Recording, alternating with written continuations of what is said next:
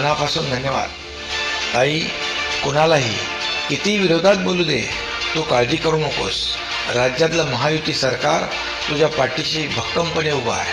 तुझ्या आर्थिक स्वातंत्र्यासाठी, आरोग्यासाठी, पोषणासाठी तुला दरमहा 1,500 रुपये म्हणजे वर्षाला 18,000 रुपये देण्याचा निर्णय तुझ्या या भावाने घेतला आहे.